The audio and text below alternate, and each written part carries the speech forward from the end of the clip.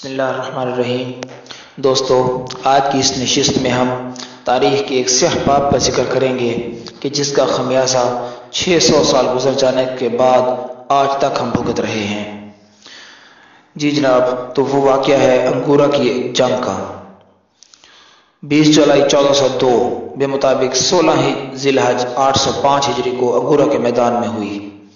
اس دن یہاں دو مسلمان تاجدار، جن میں سے ہر ایک اپنی اپنی جگہ پر عظیم فاتح اور سپہ سالار تھا، مسلمانوں کی شامت اعمال کے سبب آپس میں ٹکرا گئے۔ ان میں سے ایک مشرق کا فاتح تھا اور دوسرا مغرب کا۔ ایک کی عظیم الشان سلطنت مشرق میں قائم تھی اور دوسرے نے مغرب میں اپنی فتوحات کے پرچم گاڑ رکھے تھے۔ اگر یہ دونوں آپس میں اتحاد کر لیتے تو بآسانی پوری دنیا پر اسلامی پرچم لہرایا جا سکتا تھا۔ ان دنوں مسلمانوں کو یہ سنہری موقع میسر تھا کہ وہ پورے کرۂ ارض پر دین اسلام کو غالب کر سکتے تھے۔ ان میں سے ایک یورپ میں شاندار انداز میں فتوحات کی جلخار کرتا ہوا آسٹریا، ہنگری، سوئٹزرلینڈ، جرمنی اور فرانس کو روند کر انگلستان پہنچنا چاہتا تھا۔ اس کی زبردست خواہش تھی، جس کا وہ برملا اظہار بھی کرتا تھا، کہ اٹلی کے سب سے بڑے گرجے سینٹ پیٹر میں اپنے گھوڑوں کو دانا کھلائے۔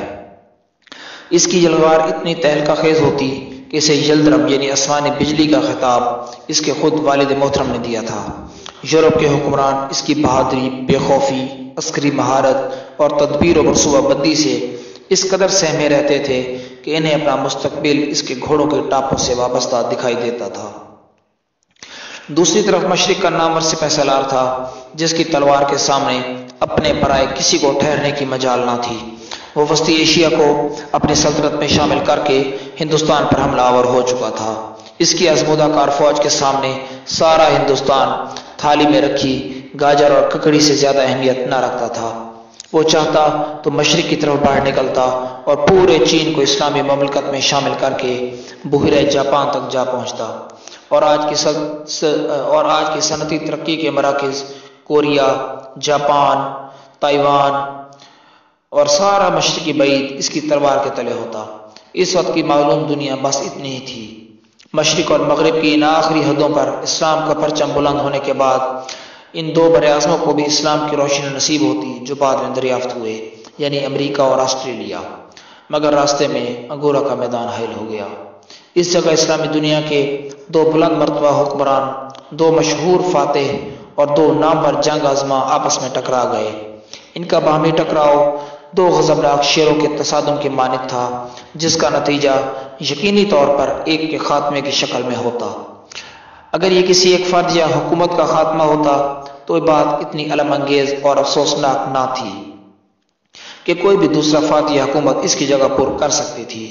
رنج و الم اس بات کا ہے کہ اس دن اسلامی دنیا کی وہ تمام امیدیں بھی فنا ہو کر انگورا کے میدان میں دفن ہو گئیں جو ان دونوں عظیم فاتحین کی ذات سے وابستہ تھی۔ ان میں ایک شکست کے صدمے سے چند ماہ بعد ہی فوت ہو گیا، حالانکہ وہ 40 سال کا جوان رانا ہی تھا اور ابھی بہت عرصے تک اسلام اور مسلمانوں کی خدمت کر سکتا تھا۔ دوسرے کو مقابل کی شکست کے بعد اپنی غلطی کا احساس ہوا اور اس نے اس کی تلافی کی کوشش کی، لیکن اس کی عمر نے وفا نہ کی۔ اس کی عمر 70 سال سے متجاوز ہو چکی تھی، اور اس طرح اس افسوسناک جنگ نے ملت اسلامیہ اور اسلام کی ترقی و اشاعت کو ناقابل تلافی نقصان پہنچایا، جبکہ بآسانی اس عظیم نقصان سے بچا جا سکتا تھا۔ اس سیاہ باب کی مزید تفصیل جاننے کے لیے پہلے آئے ہم ان دونوں عظیم سپہ سالاروں اور ان کے کارناموں سے آپ کو متعارف کراتے ہیں۔ ان میں ایک کا نام سلطان بایزید خان یلدرم تھا۔ یہ سلاطین آل عثمان کا نامور سپود گزرا ہے۔ سن 1389 سے 1402 عیسوی تک کوسوو، جی ہاں وہی کوسوو جو آج مسلمانوں کے خون سے آتش زار بنا ہوا ہے، اسی جگہ مسلمانوں نے یورپ کی متحدہ عظیم افواج کو عبرتناک شکست دی تھی۔ اسی کوسوو کے میدان میں عثمانی افواج کی شاندار فتح کے بعد عین میدان جنگ میں تخت و تاج کا وارث بنا۔ اس کے والد سلطان مراد اول فتح کے بعد میدان جنگ میں ایک قیدی عیسائی سردار کی دھوکے بازی اور مکاری سے شہید ہو گئے۔ ان کی شہادت کے بعد سلطان بایزید کی جنگی قابلیت اور مشہور زمانہ دلیری اور بہادری کے سبب تمام ترک سرداروں نے اسے میدان جنگ میں بال اتفاق سلطان تسلیم کر کے اس کی قابلیت اور صلاحیت کا اعتراف کر لیا تھا۔ اس نے کوسوو کی جنگ میں انتہائی جرأت و شجاعت کا مظاہرہ کیا تھا، اور عین اس وقت جب ترک افواج کے قدم اکھڑنے لگے تھے، یہ اپنا آہنی گرز لے کر یورپی عیسائیوں کی فوج میں گھس گیا اور کشتوں کے پشتے لگا کر عیسائی سورماؤں کو کہ جو اپنی فتح کو یقینی سمجھ چکے تھے فرار ہونے پر مجبور کر دیا۔ اس سے قبل اس نے ایک مشکل مارکہ میں اس سرعت اور تیز رفتاری سے دشمن پر حملہ کر کے اسے تہس نہس کر دیا تھا کہ اس کے باپ نے خوش ہو کر اسے یلدرم کا خطاب دیا، جو کہ بعد میں اس کے نام کا حصہ بن گیا۔ یلدرم ترکی زبان میں آسمانی بجلی کو کہتے ہیں۔ یہ پہلا عثمانی حکمران تھا جس نے مصر کے عباسی خلیفہ مستعصم باللہ سے اپنے لیے سلطان کا خطاب حاصل کیا۔ اس سے قبل کے عثمانی فرمانروا امیر کہلاتے تھے۔ اسی طرح خلافت عثمانی کے بنیاد میں اس سلطان کی تدبیر اور اہلیت کا بڑا دخل تھا۔ جنگ کوسوو میں فتح کے بعد عثمانی غازیوں کے لیے ہنگری راستے میں پڑے پتھر کی مانند ہو گیا، جسے وہ جب چاہتے ایک ٹھوکر سے اپنی سلطنت میں شامل کر لیتے۔ ذرا یورپ کا نقشہ دیکھیے، ہنگری کے بعد کیا رہ جاتا ہے؟ سوئٹزرلینڈ، فرانس اور پھر آگے اسپین، جہاں پہلے ہی مسلمانوں کی حکومت تھی۔ اس طرح پورے یورپ کے مشرق و مغرب سے مسلمان اسے روند کر فتح کر لیتے اور بعد کی صدیوں میں یورپی استعمار کے ہاتھوں محکومیت کی ذلت سے محفوظ رہ سکتے تھے، جس کے اثرات آج تک باقی ہیں۔ موقع کی نزاکت کو دیکھتے ہوئے اس وقت ہنگری کے بادشاہ سجسمنڈ نے تمام اہل یورپ اور پوپ اعظم سے مدد کی اپیل کی۔ چونکہ سب کو اپنا وجود خطرے میں محسوس ہو رہا تھا، اس لیے صلیبی جنگ کا اعلان کر دیا گیا۔ تمام یورپ کے نامور مذہبی اور سورما قومی جوش و جذبے سے ہنگری کے دفاع اور یورپ کو ترک مجاہدین سے آزاد کروانے کے لیے اکٹھے ہو گئے۔ یہ بہت بڑا عیسائی اتحاد تھا اور اس میں شریک کمانڈروں کو اپنی فتح کا اس قدر یقین تھا کہ وہ نعوذ باللہ یوں ڈینگے مارتے تھے کہ اگر آسمان بھی ان کے اوپر گرا تو وہ اسے اپنے نیزوں سے تھام لیں گے۔ انہوں نے فتح کے جشن کے لیے ناچ گانے والی عورتوں کو بھی ساتھ لایا ہوا تھا، جن کی عشوت رازیوں کے سبب فوجی قرارگاہ کسی نشاط انگیز تفریح کا منظر پیش کر رہی تھی۔ سلطان بایزید اس زمانے میں ایشیا کوچک گیا ہوا تھا۔ ایشیا کوچک موجودہ ترکی، آرمینیا اور آذربائیجان کا پرانا نام ہے۔ صلیبی لشکر کا ارادہ تو یہ تھا کہ وہ اس کی غیر موجودگی میں عثمانی دارالخلافہ کو روندتے ہوئے شام جا پہنچتے اور پھر فلسطین پر قبضہ کر کے بیت المقدس کو مسلمانوں سے چھین لیتے، لیکن راستے میں نکوپولس کے قلعے میں الجھ کر رہ گئے۔ یہاں کے ترک کمانڈر یوگلن بیگ نے حیرت انگیز اور زبردست مزاحمت کے ذریعے اس عیسائی سیلاب کو یورپ میں ہی اس وقت تک الجھائے رکھا جب تک سلطان بایزید اپنی برق رفتار فوج کے ساتھ وہاں نہ پہنچ گیا۔ سلطان کی سرعت اور تیز رفتار نقل و حرکت ویسے ہی ضرب المثل تھی۔ وہ اپنے بہادر سردار کی وفاداری سے متاثر ہو کر آندھی اور طوفان کی طرح نکوپولس آن پہنچا اور اس عظیم الشان لشکر کو اس کے گھر میں گھیر لیا کہ جو اگر عثمانی علاقوں میں سلطان کی بے خبری میں پہنچ جاتا تو زبردست نقصان ہوتا۔ 23 ذیقعدہ 798 ہجری بے مطابق 24 ستمبر 1396 عیسوی کو عیسائی رہنما دریائے ڈینوب کے کنارے اسی میدان میں دسترخوان پر بیٹھے خوشگپیاں کر رہے تھے کہ اچانک انہیں یہ اطلاع ملی کہ سلطان بایزید خان کی افواج قریب آ پہنچی ہیں۔ ان کو اس غیر متوقع آفت سے بڑی حیرت ہوئی۔ انہوں نے اپنی کثرت اور طاقت کے بلبوتے پر دل میں پکا خیال جما لیا تھا کہ سلطان آبرائے باسفورس کو عبور کرنے کی جرت بھی نہ کرے گا، مگر یہاں صورتحال یہ تھی کہ وہ ان کے گھر میں ان کے سر پر آ پہنچا تھا۔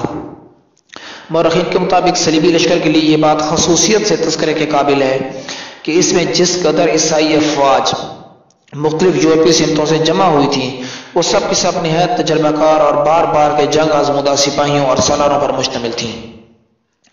اس وقت گویا سارے یورپ کے بہترین اور منتخب جنگجو مسلمانوں کو یورپ سے نکالنے کے لیے صلیبی جھنڈے کے نیچے جمع ہو گئے تھے اور بیت المقدس سے پہلے کسی مقام پر رکنے کو آمادہ نہ تھے۔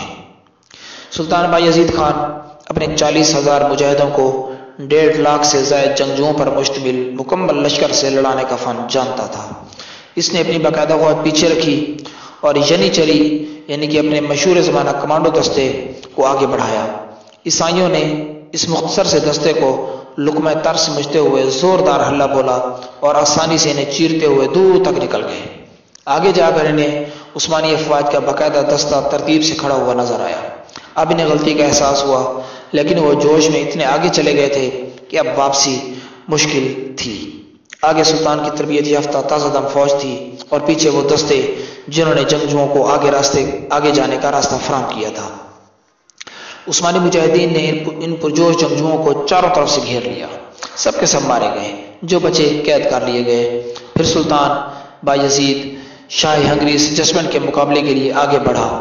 متحدہ افواج نے ڈٹ کر مقابلہ کیا، مگر یہ جنگ 3 گھنٹے سے آگے نہ چل سکی۔ اتحادیوں کو بری طرح شکست ہوئی۔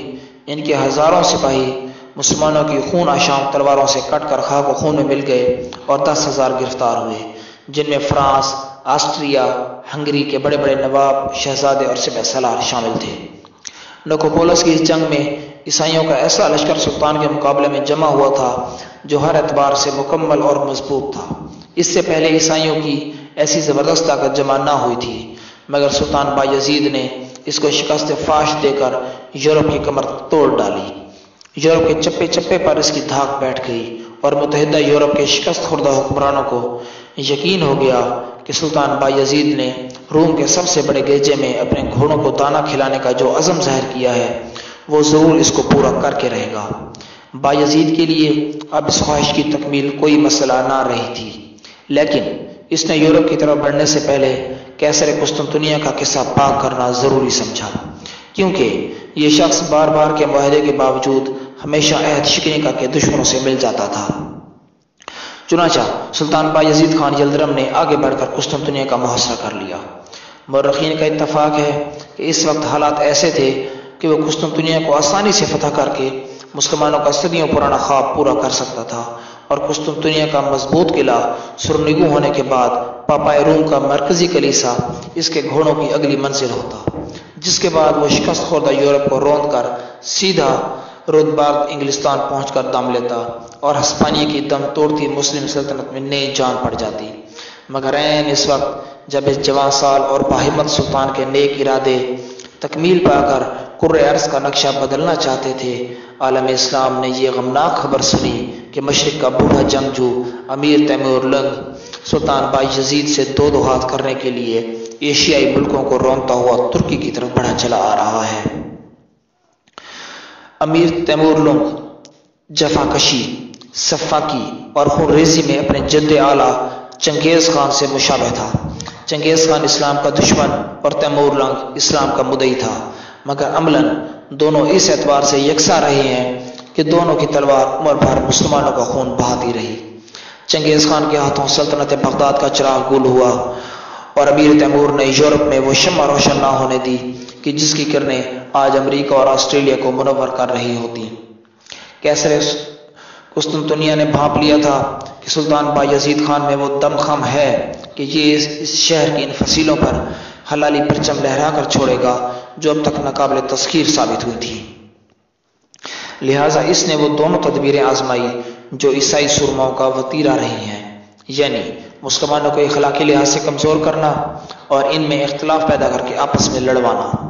جنگ کوسوو کے بعد سربیا کے بادشاہ نے بے کمال عجز و نیاز بایزید کا باج گزار بن کر اپنی بہن اس کے حرم میں داخل کر دی تھی۔ یورپی حکمرانوں کی بھیجی گئی ان نازک اندام شہزادیوں کا مشن یہ تھا کہ وہ کسی طرح عثمانی فرمانرواؤں کو عیاشی، شراب خوری، آرام پرستی کی لت لگا دیں۔ لہٰذا وہ بہادر حکمران جو میدان جنگ میں طاقتور سے طاقتور دشمن کو بھی خاطر میں نہ لاتے تھے، ان بنات الصلیب سے جو حبائل الشیطان کا کردار ادا کر رہی تھی مغلوب ہوتے چلے گئے۔ ان عیسائی لڑکیوں کی اولین کوشش یہ ہوتی تھی کہ کسی طرح ان مجاہد اور درویش سلاطین کے ہونٹوں کو شراب سے آلودہ کر دیا جائے، پھر اخلاقی پستیوں میں وہ خود ہی گرتے چلے جائیں گے، کیونکہ حرام نوشی اور حرام کاری میں چولی دامن کا ساتھ ہے۔ یورپی مورخین نے فخر کے ساتھ اس بات کا تذکرہ کیا ہے کہ بایزید عثمانیوں میں وہ پہلا حکمران ہے جو باوجود بہادر، جفاکش اور سپاہیانہ مزاج رکھنے کے یورپ کی خفیہ تدبیروں کا شکار ہو کر شراب نوشی کے جرم کا مرتکب ہوا۔ جو کام یورپ کے فوجی اور سپہ سالار نہ کر سکے تھے وہ ان کی اس اسبق باختہ حسینہ نے کر دکھایا۔ قیصر کی دوسری تدبیر مسلمانوں کی سادگی اور غیروں کی عیاری کی شاہکار مثال ہے۔ اس نے بڑی عاجزی اور لجاجت کے ساتھ امیر تیمور کو اپنی خیر خواہی کا یقین دلاتے ہوئے سلطان بایزید کے بارے میں ایسا خط لکھا کہ مخالفین کے لیے دہشت اور قوت کا نشان امیر تیمور اس کے جال میں آ گیا۔ اس نے بڑی دل سوزی سے تیمور کی توجہ اس طرف دلوائی کہ آپ کے لیے اس وقت ہندوستان فتح کرنے سے زیادہ اہم چیز سلطان بایزید سے انتقام لینا ہے۔ آپ کی غیرت اور بہادری پر یہ چیز داغ رہے گی کہ اس نے آپ کے دو باغی سرداروں احمد جرائل اور یوسف ترکمان کو پناہ دے رکھی ہے، جو کہ آپ کی بے عزتی کے مترادف ہے۔ یہ دو سردار امیر تیمور کے وہ سردار تھے جو کسی وجہ سے ان سے اختلاف کر کے سلطان بایزید کی فوج میں آ کر شامل ہو گئے تھے۔ تو قیصر نے اپنے خط کے اندر ایک مزید چیز یہ لکھی کہ سلطان بایزید یورپ میں اپنی فتوحات بڑھانے کے بعد امیر تیمور آپ کے ملک پر حملہ آور ہوگا اور فاتح عالم کہلائے گا۔ اس وقت سے قبل آپ کو اس کی ایشیائی مقبوضات پر حملہ کر دینا چاہیے، کیونکہ یہ علاقہ قدرتی طور پر اس قابل ہے کہ آپ کی سلطنت میں شامل رہے۔ اس بارے میں ہم سے بھی جو خدمت ہو سکے گی ہم اس کو آپ کے لیے ضرور حق کریں گے۔ قیصر کی اس طرح کی باتوں سے امیر تیمور کے دل میں ایسا اثر پیدا ہوا کہ اس کا دل ہندوستان سے اچاٹ ہو گیا۔ اغیار کا جادو سر چڑھ چکا تھا۔ ہندوستان کا پراسرار حسن اور پیش بہا خزانے تیمور کے لیے کسی بھی قسم کی کشش سے عاری ہو چکے تھے اور بایزید کو نیچا دکھائے بغیر اسے اپنی زندگی بیکار اور پھیکی محسوس ہونے لگی تھی۔ اس وقت تک وہ وسطی ایشیا کو روند کر، افغانستان کو فتح کر کے، دلی کو فتح کر کے، دریا گنگا کے کنارے ہردوار میں اپنا پڑاؤ ڈال کر مشرقی ہندوستان کی طرف بڑھنا چاہتا تھا، جس کے بعد اس کی تلوار کا رخ اس کے آبائی علاقے منگولیا، چین، جاپان، کوریا، تائیوان وغیرہ کی طرف ہوتا۔ مگر عیسائیت کا وار کام کر چکا تھا۔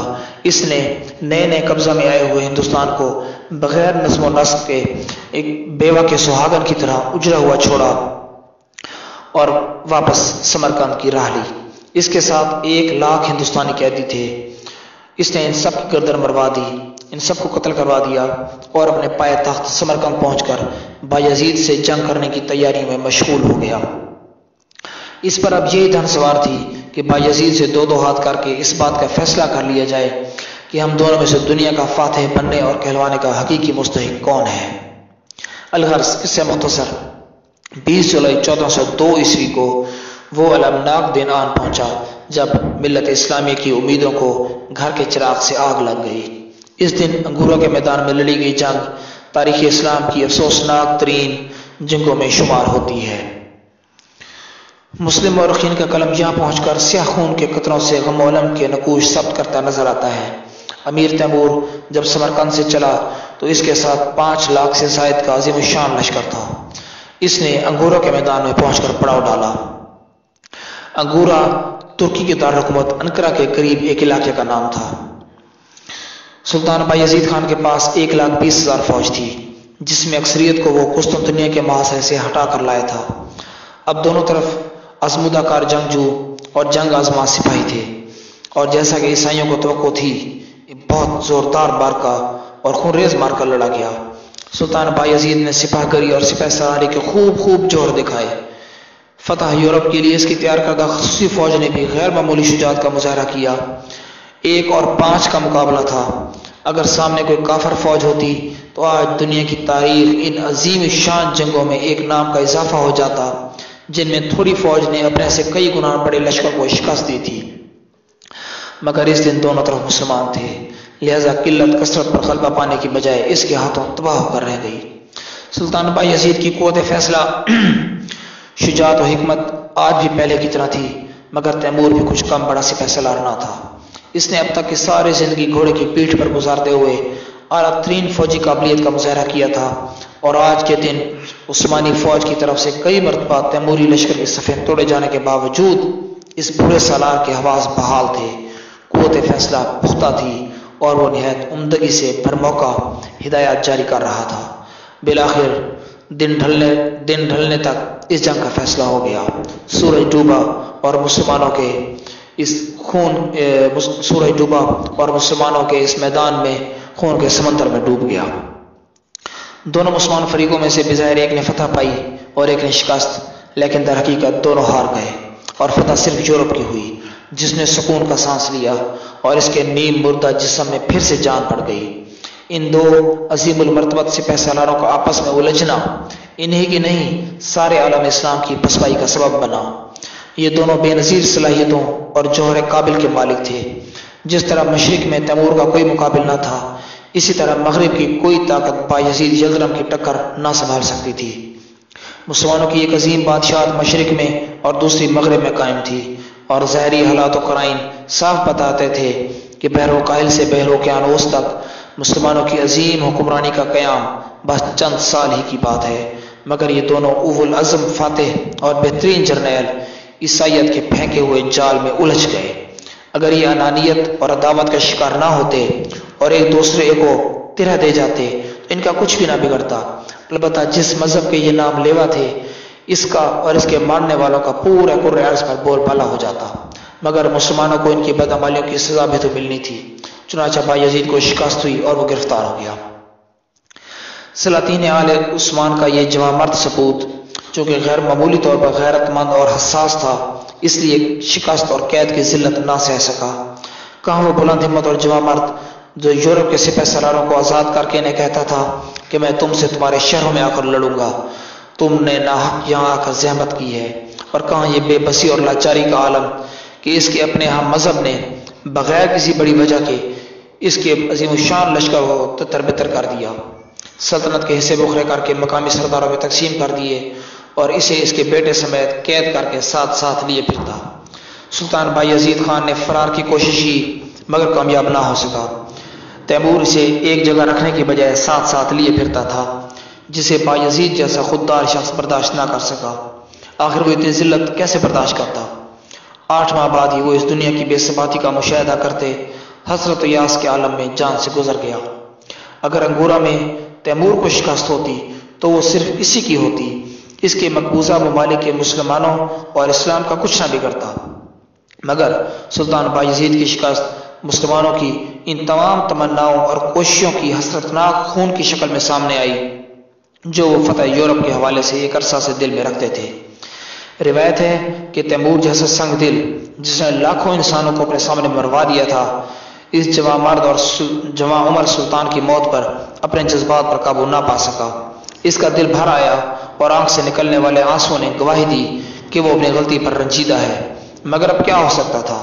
اس نے بایزید کی نعش عزت و احترام کے ساتھ اس کے بیٹے کے سپرد کی اور اسے رہا کر دیا تاکہ وہ اپنے عظیم باپ کو اس کے علاقے میں لے جا کر عثمانی سلاطین کے پہلو میں سپرد خاک کر سکے۔ اپنی غلطی کی تلافی کے طور پر اس نے چین کی فتح کا ارادہ کیا، مگر اس کی عمر 70 سال سے متجاوز ہو چکی تھی، وقت ہاتھوں سے نکل گیا تھا، اس سے یہ مہم سر نہ ہو سکی اور 2 سال بعد وہ بھی اس دنیا ناپائیدار سے منہ موڑ گیا۔ اس طرح 2 حوصلہ مند اور فاتح حکمران جو اگر آپس میں اتحاد کر لیتے تو ساری دنیا پر اسلام کا پرچم لہرا سکتے تھے، باہمی اختلاف کے وبال کا شکار ہو کر اپنے پیچھے ایسی دنیا چھوڑ گئے جس میں بسنے والی ان کی اولاد آج دشمنوں کے رحم و کرم پر ہے اور قدرت کی طرف سے بار بار کی تنبیہات کے باوجود اپنے دشمنوں کو اور ان کی چالوں کو سمجھنے پر آمادہ نہیں۔ کسی زمانے میں مسلمان ایسے بلند مرتبہ ہوتے تھے کہ انہیں زیر دام لانے کے لیے یورپ کو اپنی شہزادیاں بھیجنی پڑتی تھیں، اور اب دشمن کا کام اتنا مشکل نہیں۔ بازاری عورتوں کی تصویریں ہی مسلمان نوجوانوں کو ورغلانے اور بہکانے کے لیے کافی ہیں۔